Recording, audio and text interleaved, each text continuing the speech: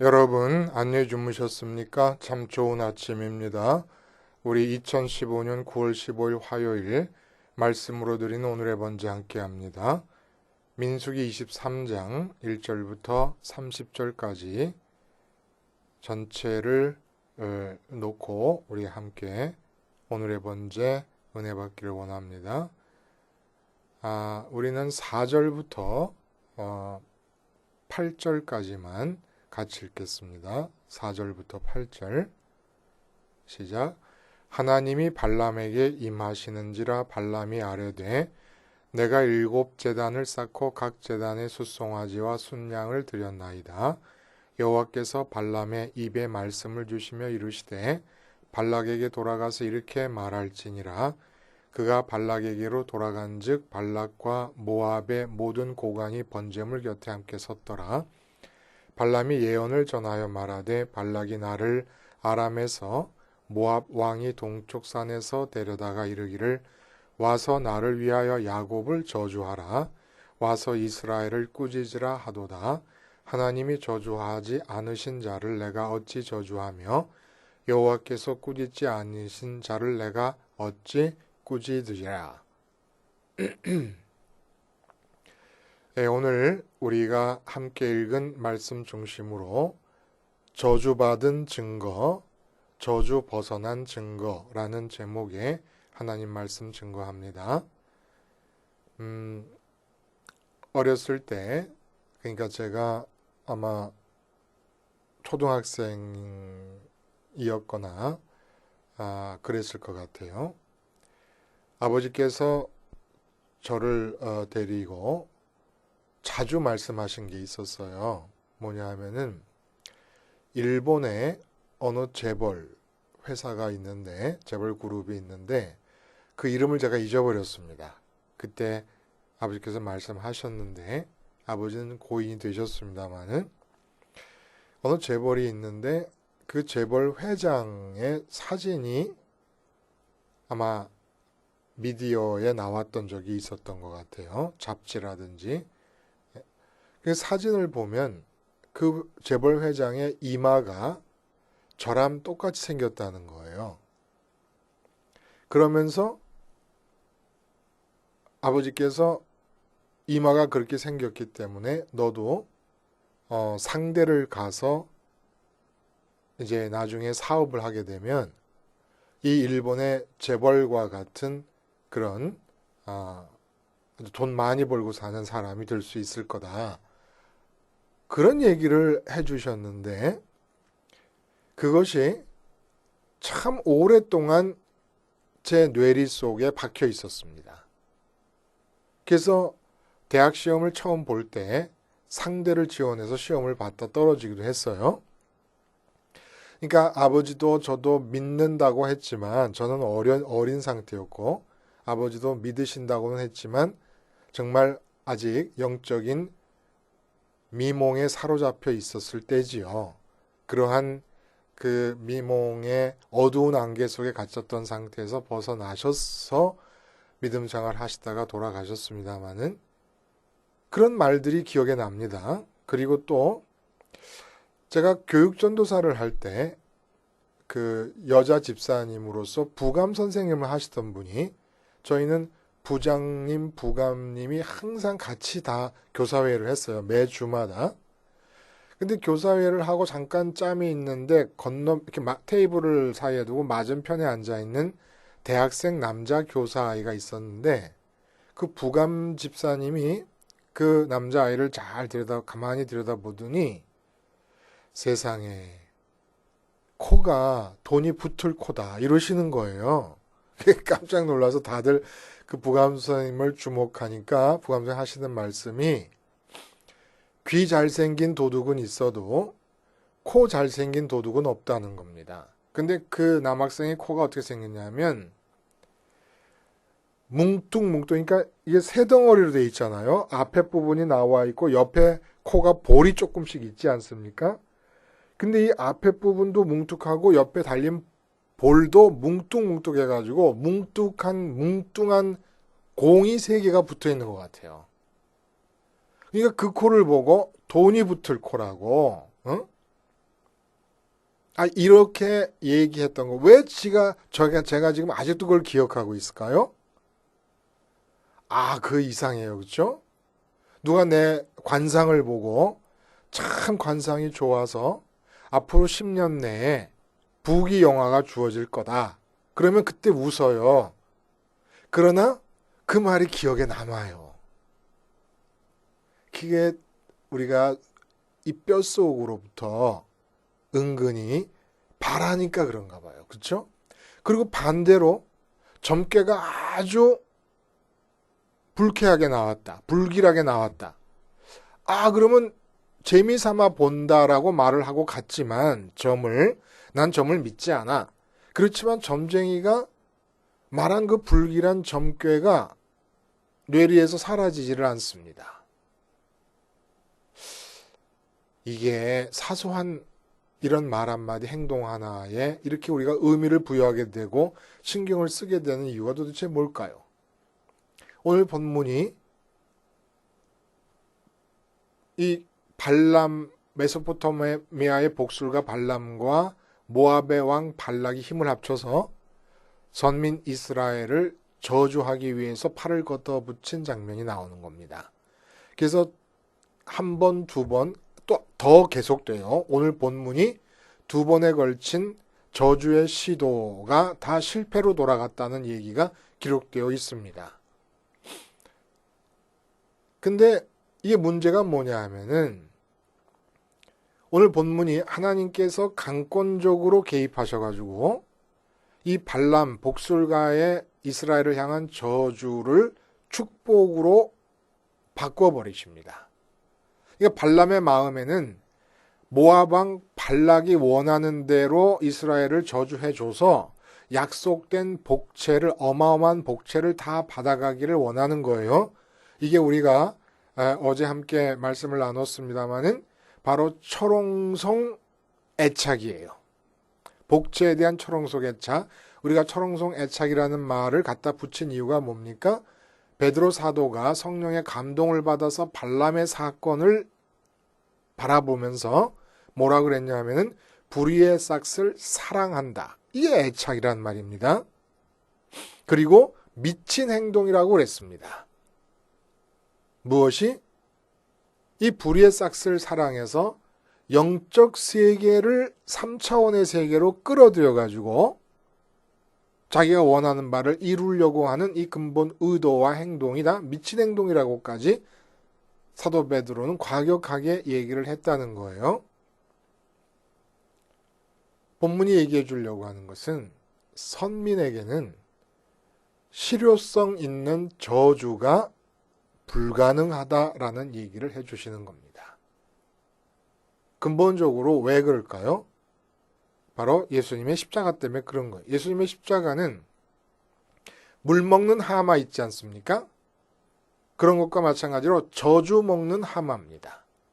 내가 십자가를 붙잡고 있는 한 아무리 내 관상쟁이들이 100명이면 100명 다 저주가 가득 담긴 관상이라고 말을 하더라도, 그리고 내 사주팔자가 아주 용한 사람들이 봤을 때 10중 8구 거의가 다 저주스러운 사주팔자라고 말을 하더라도, 내 점괘가 그렇게 나오고 내 손금이 그렇게 나오더라도, 그리고 지금의 내 형편이 아무리 저주스럽더라도, 그리고 지금까지의 인생의 행로가 정말 남이 볼 때 저주스러움으로만 가득 찼다 할지라도 십자가를 붙잡고 이제 놓지 않으면서 삶의 어떤 자리에서도 십자가를 생활화하는 순간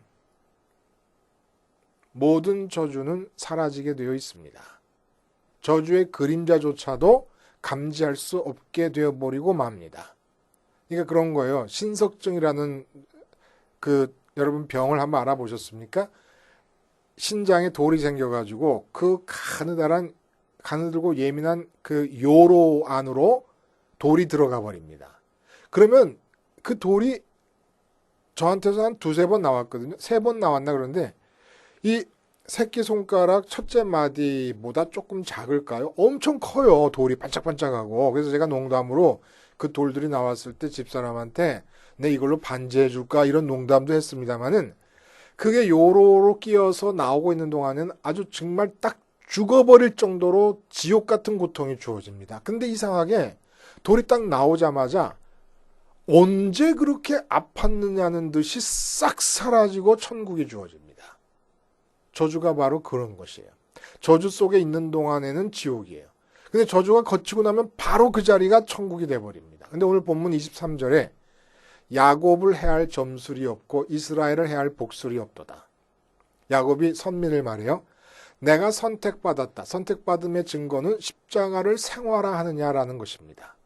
십자가를 생활화하는 선민이라면 나를 해할 점술이 없고 나에게 저주를 퍼부을 복술이 없습니다. 불과 내가 태어난 사주팔자와 내가 태어난 이 골상과 점괘와 손금이 다 저주로만 가득 차 있다라고 사람들이 얘기할지라도 어느 것도 나에게 해가 될 수 없고 지나가는 사람, 지나가는 점쟁이가 당신은 오늘 큰일 났어. 그런 말을 할지라도 내가 지금 십자가를 붙잡고 십자가를 생활하고 있다 그러면 어떤 저주도 내게 해당이 안 된다는 얘기입니다. 결론부터 얘기하면 그렇다는 얘기예요. 그게 오늘 본문에서 왜 그런 얘기를 할 수 있게 되느냐? 하나님께서 막으십니다. 이 막으시는 것은 발람의 사건 때 한순간으로 끝나는 특별한 사건이 아닌 거예요. 다른 때는 선민들에게 저주가 주어져 오고 있을 때 하나님께서 내버려 두시거나 그런 게 아니는 겁니다. 이거는 영원한 원리라는 거예요. 선민에게는 저주가 상관없다. 왜? 십자가 생활화가 일어나고 있기 때문에. 이게 구약 성경에서는 상번제, 날마다 드리는 번제를 통해서 저주가 다 이 죽어가는 어린 양에게로 모아져서 다 죽었던 거예요. 자, 이러한 전제를 놓고 오늘 본문을 보면 이제 말씀드린 대로 발락과 발람이 이스라엘을 저주하는 일에 힘을 합칩니다. 근데 여기 근본적인 질문이 생긴다는 거예요. 어떤 질문이 생기느냐? 참 복을 모르는 사람들이 참 저주를 알 수 있을까요? 저주가 무엇입니까? 복이 사라진 상태가 저주예요.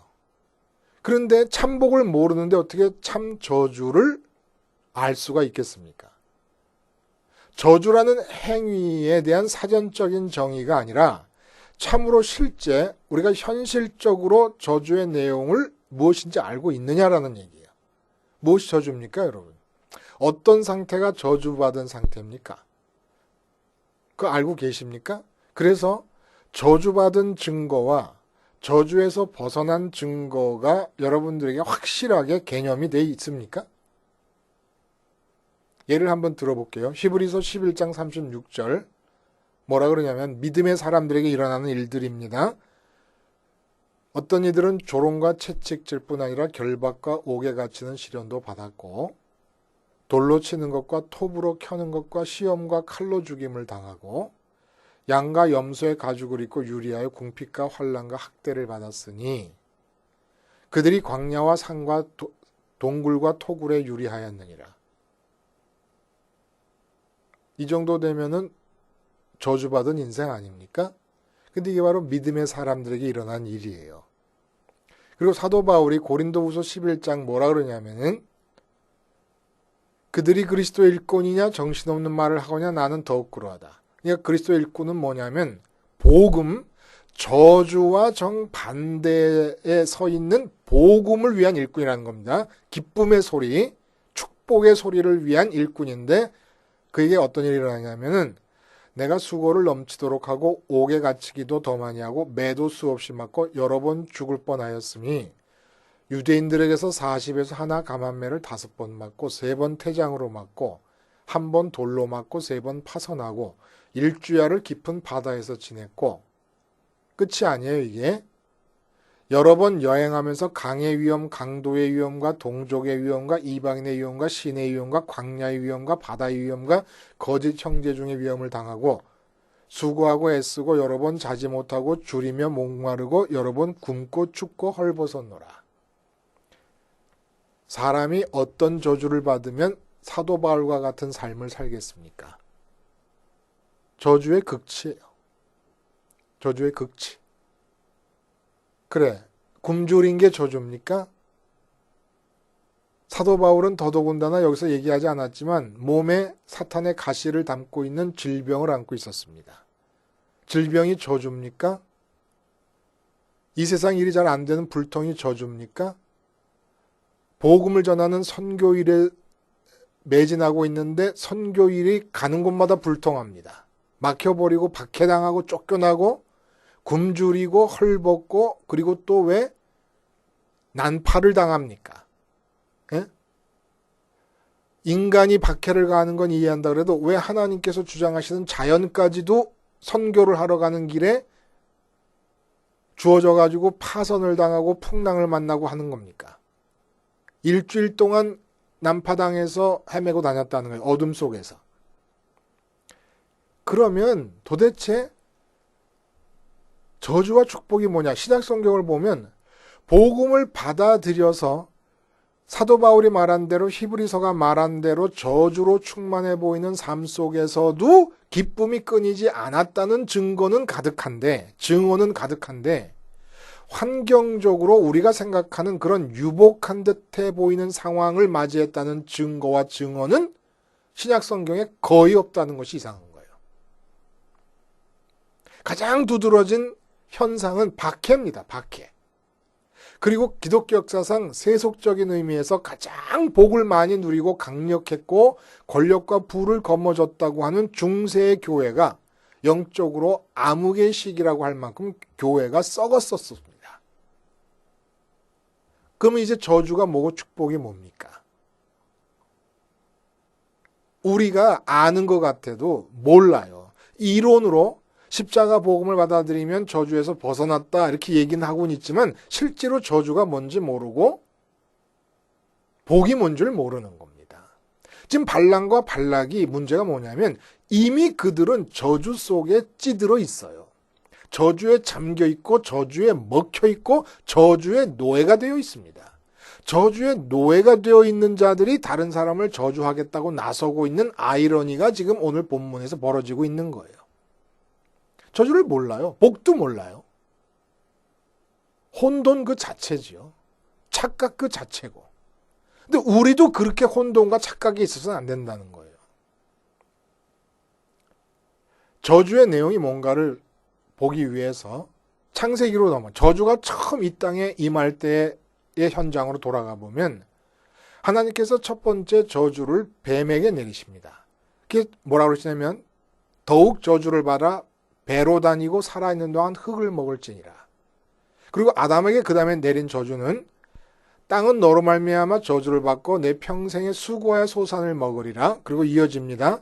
땅이 내게 가시덤불과 엉겅퀴를 낼 것이라. 네가 먹을 것은 밭의 채소인즉 흙으로 돌아갈 때까지 얼굴에 땀을 흘려야 먹을 것을 먹으리니. 이상한 것은 저주가 뱀에게 주어지고 아담에게 주어지는 내용을 볼 때 먹는 것과 관계가 돼 있어요. 뱀과 아담에게 내린 저주의 내용은 전부 먹는 겁니다. 흙을 먹을지니라. 배로 땅을 기어다니며 흙을 먹을지니라. 그리고 아담에게는 먹으리라가 3번이나 반복됩니다. 수고하여야 먹으리라. 얼굴에 땀이 흘러야 먹으리라. 네가 먹을 것은 밭의 채소이니라. 먹는 것, 그게 굶주림과 연관이 되어 있다는 겁니다. 그렇다고 해서 사도 바울이 우리가 읽은 27절에 수고하며 애쓰고 여러 번 자지 못하고 줄이며 목마르고 여러 번 굶고 춥고 헐벗었노라. 이랬다 그래서 그럼 사도 바울이 굶었으니까 저주를 받은 겁니까?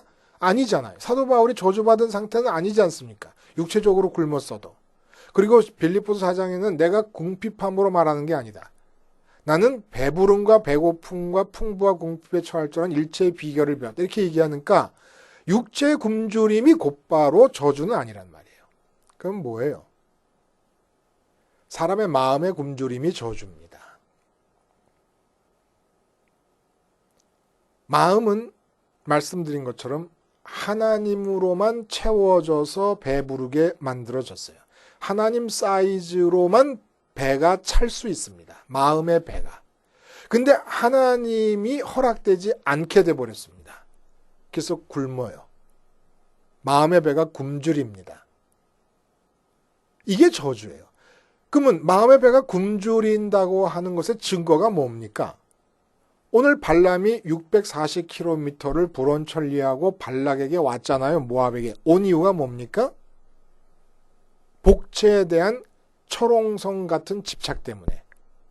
이 철옹성 같은 집착, 세상 것을 향한 철옹성 같은 이 집착이 바로 뭡니까? 이게 바로 저주의 증거예요. 굶주림이 그렇게 표현되고 있는 거예요. 그 세상 것에 대한 집착으로 표현되고 있는 거예요. 아프리카에서 굶주린 어린아이들이 독초 풀을 먹습니다. 그러면 온 전신이 파랗게 변한다는 거예요. 그리고 또 너무 배가 고프니까, 그리고 또 이북에서 너무 배가 고프니까 죽을 아이들에게 주고 엄마는 흙을 집어 먹는다라고 하는 것이 미디어를 통해서 보여진 적도 있어요. 흙을 먹으면 안 된다는 걸 모르는 게 아니에요. 근데 너무 배가 고프면 흙을 먹게 되는 겁니다. 이게 바로 비유적 의미에서의 저주라는 거예요. 육체적인 굶주림이 세계 곳곳에 있는 것은 진짜 참 저주, 마음에 내린 이 저주가 활성화되고 있는 결과지 그 자체가 저주는 아니에요. 무슨 얘기냐? 미국같이 잘 살고 우리나라같이 잘 사는 나라, 일본이나 이렇게 잘 사는 선진국에서 필요 이상으로 사람들이 섭취하는 모든 돈, 이 돈들이 다 글로 가야 되는 건데 저주받은 상태에서 그 저주가 활성화되고 있기 때문에 나만 먹어야 된다라고 붙들고 있는 이 저주의 활성화의 결과가 부수적으로 나타나는 것이 굶주림이지, 이 세상의 굶주림이지, 그것 자체가 저주가 아니라는 거예요. 진짜 참 저주는 마음의 굶주림입니다. 근데 그 마음의 굶주림은 선진국에서 더 강렬하게 증거로 나타나는 거예요. 이 세상 것들에 대한 애착, 철옹성 같은 애착, 이게 바로 증거라는 겁니다. 그래서 지난 어제의 이야기와 오늘의 이야기가 그렇게 이어져 가는 거예요. 이게 발람에게 하나님 말씀하시는 거예요. 네가 철옹성 같은 애착으로 복채를 쥐고 있는데, 돈을 붙잡고 있는데, 그게 바로 저주의 증거다. 저주의 바다에 가장 깊이 밑바닥에 가라앉아 있는 상태인데 네가 누구를 저주하겠다는 것이냐? 황차 내가 선택한 선민을 향하여 무슨 소리를 하는 것이냐라는 겁니다. 돈이라든지 권력이라든지 가족이라든지 배우자라든지 애인이라든지 건강이라든지 승진, 이런 하여간 세상에 있는 것에 집착하잖아요. 애착을 보이잖아요. 그 애착을 보이는 이유가 뭡니까? 그것을 통해서만 만족을 이루어 마음의 배가 불러진다고 믿기 때문에 이게 저주라는 거예요. 저주에서 벗어난 상태는 어떻게 되는 겁니까?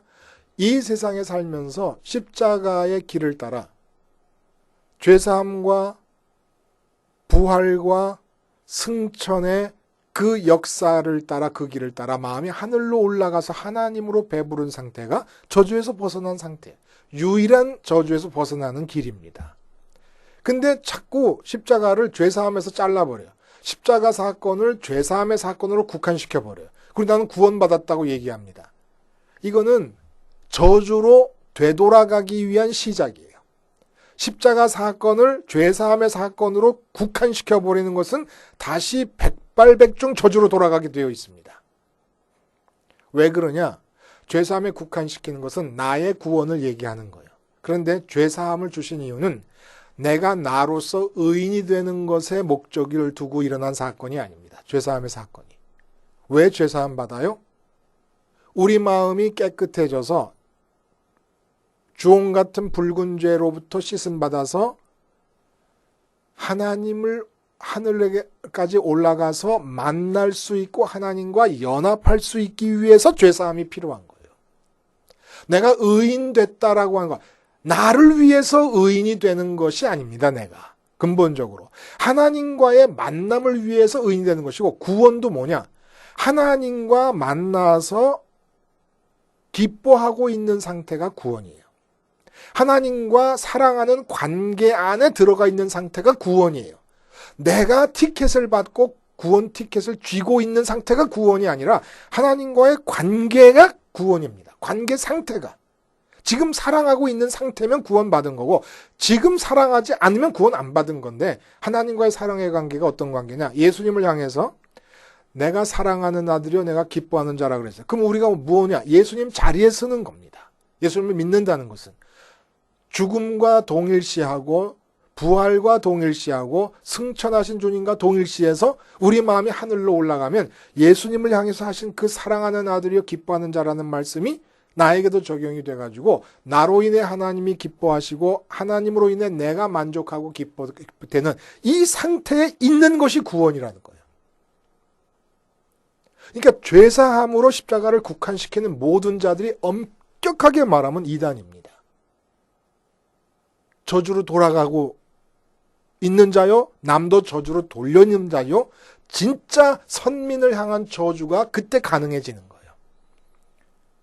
이 발람과 발락의 근본적인 문제가 뭡니까? 오늘 보니까 메소포타미아 복술가들에게 있어서 전형적인 방식으로 7개의 제단을 쌓습니다.